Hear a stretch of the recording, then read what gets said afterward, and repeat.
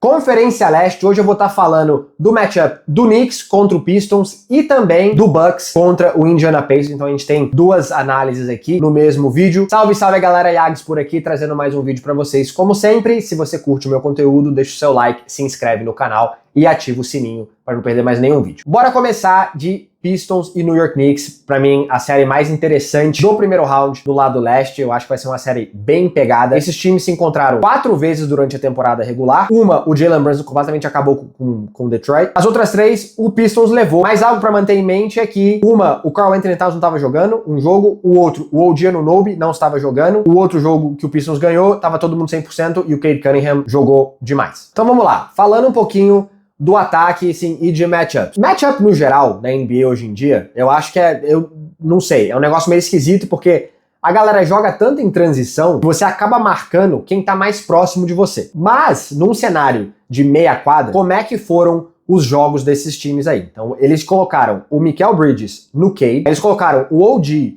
no Tobias Harris, o Jalen Brunson ficou com o Ausar Thompson, o Josh Hart ficou com o Tim Hardaway Jr. e o Karl-Anthony Towns ficou com quem tivesse ali jogando de pivô, provavelmente era o Jalen Duren. Só que, o que eu acho? O Cade Cunningham, ele é muito grande. Não em termos de altura. Ele tem 1,98, só que ele é forte, ele não é um armador magrelinho, fraquinho. Então, eu colocaria, particularmente, o OG pra marcar o Cade. Por quê? Cara, o OG, pra quem não tem costume de ver jogo do New York Knicks, ele é totalmente maçaroca. O cara é tipo, portaço. E eu deixaria o Mikal Bridges no segundo cara, não no Tobias Harris. Eu colocaria ele provavelmente no Tim Hardaway Jr. Eu não acho que o Tobias Harris é uma potência ofensiva ali. Eu colocaria no 2, ou até mesmo, quando entrar o Malik Beasley, que sem dúvida nenhuma é a segunda melhor opção do Detroit Pistons, eu colocaria o Mikal Bridges no Malik Beasley, só porque ele é super comprido, ele é extremamente ágil também defensivamente. O jogo do Detroit Pistons inteiro, o ataque deles inteiro, é voltado para o pick and roll, né? Então assim, eles gostam de utilizar o pick and roll. O Cade Cunningham é muito bom no pick and roll, ele é um dos melhores armadores da NBA inteira, saindo e jogando no pick and roll, seja sendo um playmaker ou seja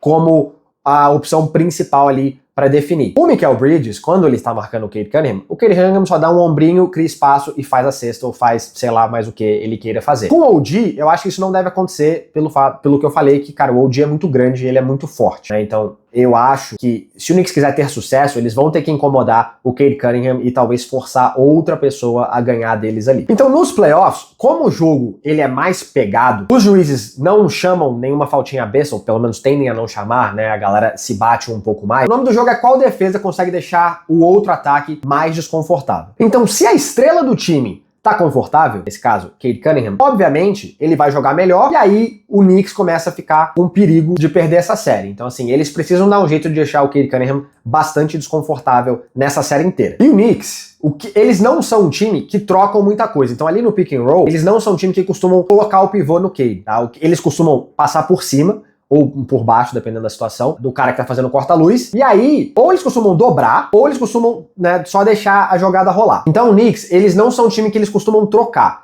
tá? No pick and roll, como muita gente faz hoje em dia na NBA. Eles são um time que o cara que tá na bola vai ficar na bola, o máximo que acontece é que o pivô ele dá uma ajudinha ali. Ou eles dobram, logo de cara. Porque assim, com um cara que é tão cerebral, igual é o Cade, quando você dobra, ele vai achar o cara que tá livre. E não é à toa que ele tem jogado tão bem contra o New York Knicks essa temporada inteira. Então ele tá com média de 31 pontos, 5 rebotes, 8 assistências, arremessando 56% da quadra e 51 ou 2% da linha de 3 contra o New York Knicks. Ele tá jogando a nível de MVP contra Nova York. Então, pros matchups, como eu disse, OG no Cade. O Mikal Bridges, ele vai jogar, pra mim, o que eu faria, no Malik Beasley, porque o Malik Beasley, ele, apesar de ser excelente metendo bola de 3, ele é um cara que meio que faz tudo. Ele consegue bater pra dentro, ele faz floater, ele faz mid-range. Eu acho que o Mikal Bridges consegue acompanhar melhor o Malik Beasley e meio que não deixar ele fazer tanta coisa e jogar tão livre. O que vai prejudicar o time do Pistons, porque tirando esses dois caras, eles não têm uma terceira peça sólida ofensiva que consiga pontuar em grande quantidade. E é claro, assim, o Cade, ele vai jogar bem de qualquer jeito, ele vai criar, mas só o fato de você estar tirando a bola da mão dele e colocando a bola na mão de outro jogador para ganhar de você, você já se dá uma chance maior de ganhar. E assim, o outro cara que é importante a gente prestar atenção é no Mitchell Robinson. O Mitchell Robinson eu acho que pode ser um fator decisivo nessa série, eu acho que é uma boa série para ele, porque o Mitchell Robinson é muito bom jogando drop coverage. O que é drop coverage? É quando você tem o pick and roll e o pivô ele não sai, né? Então ele fica ali atrás, meio que jogando no meio entre o cara com a bola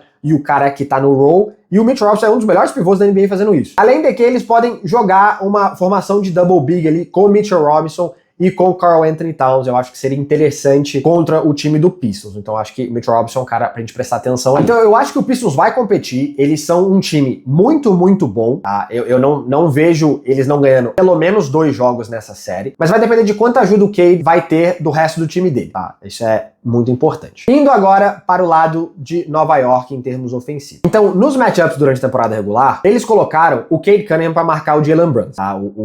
Aparentemente, pelo que eu tava lendo, isso era algo que o Cade pediu, ele pediu esse desafio. Só que nos playoffs as coisas mudam, porque as coisas cansam, você toma mais porrada. Naturalmente, você querer ou deixar o Cade marcando o Jalen Brunson vai cansar ele, provavelmente, muito do lado defensivo da bola, e não vai deixar ele ser o cara ofensivo que eles precisam que ele seja nessa série. Então eu acho que provavelmente eles devem colocar o Ausar Thompson no Jalen Brunson, que é disparado o melhor jogador de perímetro deles, e deixar talvez o Cade marcar o Josh Hart, que tem sido um cara que não tem arremessado muito bem da linha de 3, ele não precisa se preocupar tanto ali em marcar ele no perímetro, e eles vão meio que ficar brigando por rebote lá no garrafão depois que alguém arremessar. E quem vai ser o ponto decisivo no ataque do New York Knicks é o Karl Anthony Towns, tá? Por quê? O Jalen Duren, ele não é bom em espaço, então assim, ele não marca bem o pick and roll, ele não marca bem o pick and pop, e o Karl Anthony Towns, como a grande maioria de vocês sabem, cara, ele é muito bom arremessando da linha de 3, ele é o melhor pivô de todos os tempos, inclusive arremessando bola de 3. Então assim, ele contra o Pistons, ele está com 24 pontos de média e arremessando 43% da linha de 3. Então assim, se ele conseguir fazer com que o Jalen Duren fique meio indeciso se ele vai marcar a linha de 3 ou se ele vai proteger o aro, porque tirando o Duren, eles basicamente não tem outro cara para proteger o aro, eu acho que isso vai complicar muito a defesa do Pistons. Então assim, o Cat, ele vai fazer uma parte crucial, ele já ia fazer de qualquer jeito, mas eu vejo que ele vai ser uma peça crucial pro Knicks conseguir ganhar. E aí falando de Jalen Brunson, claro, o outro jogador astro do New York Knicks, assim, ele, como eu disse, jogou muito bem no primeiro jogo que eles jogaram contra, né? Nos outros, não foi tão bem, eu acho que o Pistons mudou um pouquinho a tática defensiva ali, porque assim, se eu sou o Jalen Brunson, eu não fico forçando bolas desnecessárias. Eu acho que você tem um time diferente do ano passado, você tem um time extremamente capacitado, né? Você tem, além do Karl Anthony Towns, você tem 2 caras que são muito bons. O OG tem jogado muito, muito bem nessa reta final aí da temporada, pelo menos depois do All-Star Break. Tá jogando demais, não só do lado defensivo, ofensivamente também, ele tem jogado muito bem. O próprio Mikal Bridges é um cara que também consegue te dar 20, 25 pontos. Claro, ele não tem feito isso com consistência no ano, mas ele é um cara que também consegue te dar. Eles caçam muito bem os mismatches que eles acham ali dentro da quadra. Então assim, se eu sou o Brunson, eu jogo devagar, eu utilizo o meu time, eu sei que ele é a estrela, então assim, ele consegue tranquilamente meter 45, 50 pontos na noite que ele quiser, mas utilize o seu time. Eu acho que isso vai ser muito importante, ele jogar inteligente. Ele é um cara que naturalmente não comete muitos turnovers, então eu não vejo Detroit tentando tirar a bola da mão dele nesse sentido de dobrar, porque se eles tentarem dobrar ele simplesmente vai achar o cara livre também, né? Ele é extremamente capacitado nesse sentido. Então pra mim, as 2 coisas mais importantes dessa série. Do lado do Pistons, Cade Cunningham consegue jogar bem confortável, bem tranquilinho, no joguinho que ele gosta, pick and roll, mid-range, talvez umas bolinhas de 3 ali. O Knicks vai conseguir tirar isso dele, isso é muito importante. Se o arremesso do Cade Cunningham estiver caindo, meu amigo, New York está com um problema. E do outro lado, como eu disse, cara, Karl Anthony Towns, ele vai conseguir fazer com que os pivôs dos Pistons consigam marcar ele no perímetro, ou pelo menos tirar eles do meio da quadra para os seus outros companheiros de equipe conseguirem infiltrar. Para mim, Karl Anthony Towns, o nome do lado de New York Knicks. Dito tudo isso, a minha previsão dessa série é Knicks em 6. Tá? Eu acho que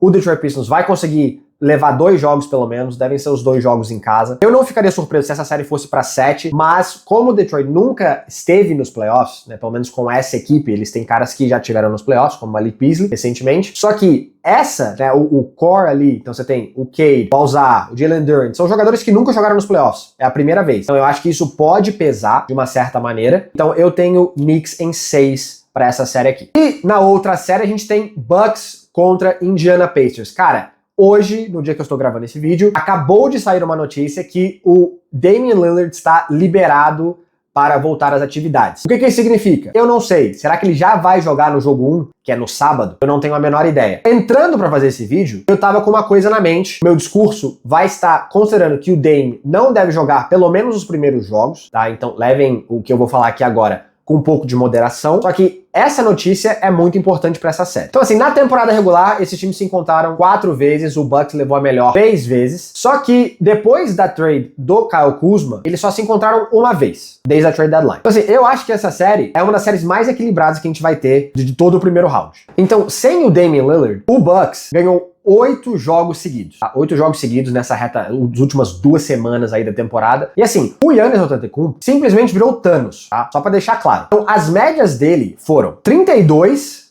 pontos por jogo, 12 rebotes, 12 assistências, 61% da quadra, 42% da linha de 3 e 73% da linha de lance livre. O cara simplesmente está jogando como o melhor jogador de basquete que já existiu na face da Terra. Ele virou Thanos, sem sacanagem. Então, esse pequeno período aqui que a gente teve nas últimas 2 semanas é o melhor basquete que o Bucks tem jogado desde a era Giannis Dame começou, e é um pouco irônico porque o Damian Lillard nem sequer estava jogando. Será que isso é um sinal de alguma coisa? Eu não sei. Então, pra quem não tem visto o jogo do Bucks recentemente, o Giannis está sendo basicamente o LeBron James do Cleveland Cavaliers. Então, o Giannis está sendo o armador do time, né? Ele está sendo esse point forward aí, a galera tem chamado. Então, se o Damian Lillard voltar, será que eles voltam com o Dame sendo o principal ball handler desse time? Eu acho que não, porque o negócio tem funcionado. Por que você vai mexer em time que está funcionando? Então eles têm colocado shooters em volta do Giannis. Sim, shooter, caras que conseguem de fato, com consistência, matar uma bola de 3. Kuzma mata a bola de 3. O Bobby Portis voltou, mata a bola de 3. O Gary Trent Jr. mata a bola de 3. E agora, com o Dame possivelmente voltando, eu usaria o Dame como um segundo score, não como o principal ball handler. Então deixa ele ali quietinho, deixa o Giannis fazer o negócio que ele tá fazendo, que tem funcionado, e ele tem evoluído e criado muito mais do que a gente tem visto no passado. Não que ele não era capaz de fazer isso no passado. Só que eu achei que ele evoluiu consideravelmente nesse quesito. Então, deixa o Dame ali, né? A gente nem sabe como é que ele vai voltar, se ele vai estar, né, já em ritmo de jogo, tem tudo isso para ser levado em consideração, tem um tempo que ele não joga, um mês pelo menos, um mês e meio. Então, eu deixaria o Dame como uma segunda opção e continuaria com o Giannis levando a bola. Então, defensivamente, os 2 matchups, né, que a gente precisa ver. O Siakam vai marcar o Giannis, seria o mais óbvio. Quem que o Tyrese Halliburton vai marcar? O Tyrese Halliburton vai marcar, provavelmente, eu acredito, que Taurean Prince. Por quê? O Halliburton não é um excelente defensor. Então você deixa... E o Pacers tem ótimos defensores de perímetro, né? O Andrew Nembhard é um, o Nesmith é outro. Então você deixa o Halliburton no Taurean Prince, que é um cara que naturalmente não é um cara extremamente ofensivo, ele é capaz de matar as bolinhas de 3, mas não é o que ele busca fazer geralmente. Então deixa o Halliburton ali quietinho. E aí, o que eu acho que é um ponto extremamente importante dessa série? Porque os 2 pivôs matam bola, né? Então o Miles Turner mata a bola de 3, Brook Lopes mata a bola de 3. Quem vai ser o pivô que vai conseguir matar mais bola de 3 above the break? O que é above the break? É na quadra ali, quando a gente tem, né, aquele semicírculo da linha de 3, aí ela quebra e vai reto na lateral. Então, esse é o break da linha, né? Pra quem sabia, legal, quem não sabia, o tio Iago explicou. E assim, vai ser muito importante. Por quê? Porque num possível pick and pop ali, você vai tirar o pivô adversário do garrafão. E como todo mundo sabe, o Giannis, ele é um cara que vive dentro do garrafão. Então, se o Brook Lopes conseguir matar a bola, por exemplo, suficiente para tirar o Miles Turner do meio do garrafão, o Giannis vai fazer 60 pontos fazendo bandeja na cabeça de todo mundo, porque eu simplesmente não acho que o Siakam consegue segurar ele sozinho. Ele obviamente vai precisar de ajuda, como qualquer outro defensor nessa liga. Então eu acho que isso é vice-versa. Então você tira o Brook Lopes ali, ou o Giannis, seja lá quem estiver marcando o Miles Turner, e você abre um pouco mais a quadra, né, e permita com que os jogadores infiltram um pouco mais. O que eu faria, cara, Indiana é um time muito novo, o Bucks é um time muito velho. Pra mim, eles têm que jogar na transição, tem que, correr o máximo que eles conseguirem, cansar os velhotes lá do Milwaukee Bucks, porque eles têm total capacidade. O time de Indiana, cara, ele não é ruim. Eles começaram muito mal o ano, mas eles não são um time ruim, inclusive eu gosto bastante, eles são bons defensivamente. Então eu jogaria na transição o máximo que eu puder, para não deixar também a defesa do Milwaukee Bucks ficar setada, né? E assim, se por acaso eles jogarem ali na meia quadra, é fazer com que a defesa do Milwaukee Bucks entre em rotação o mais rápido possível. Eu acho que esse é o nome do jogo ali para o Indiana Pacers. E é claro, o two-man game ali do Halliburton com o Miles Turner vai ser extremamente importante, principalmente, como eu disse, no pick and pop, para tirar, seja o Giannis ou seja o Brook Lopes dali, e deixar livre o garrafão para ou Nembhard ou Nesmith também cortarem para a cesta e conseguirem talvez fazerem bandejas relativamente fáceis. Eu acho que esse é o melhor jeito, e eles são totalmente capacitados de fazer isso. Então, quais são as 5 coisas que eu vejo aqui nessa série? 1. Giannis vai ter que jogar igual ele tem jogado. Assim, se o Giannis não tiver perto de uma média de triple-double, mesmo com o Dame voltando, eu acho que o Bucks vai ter uma certa dificuldade em ganhar essa série. E ele é total capaz de fazer isso, sabe? Pelo menos pelo que ele tem jogado, óbvio. O nível deve cair um pouco, mas ele já mostrou que ele consegue jogar nesse nível. E assim, a gente já teve outros playoffs onde ele quase levou o time nas costas sozinho também. Os 2 pivôs, também muito importante, como eu disse. Quem matar mais bola, eu acho que isso pode ser um fator muito decisivo nessa série, seja o Miles Turner, seja o Brook Lopes. Se o Damian Lillard volta pra essa série, e quando ele volta, não só quando ele volta, mas como ele volta. Se ele volta bem, se ele volta fora de forma, se ele vai precisar pegar ritmo. Então, acho que isso aí é muito importante. E por último, cara, o Tyrese Haliburton, como ele vai jogar. Se aparecer pra jogar o Tyrese Haliburton no começo da temporada, que tava uma água de salsicha do cacete, o Pacers não tem a menor chance de ganhar essa série. Independente se o Giannis tá com uma perna ou não. O Tyrese Haliburton precisa jogar e precisa jogar bem. Assim, pelo menos 20 pontos, 12 assistências de média, assim. Que ele é capaz de fazer isso, a gente já viu ele fazendo isso outras vezes. O Indiana Pacers precisa que o Tyrese Haliburton apareça de fato nessa série pra eles terem qualquer chance. Então vamos aos palpites. Cara, antes dessa notícia do Dame estar liberado para jogar, eu tinha o Pacers em 6 jogos, tá?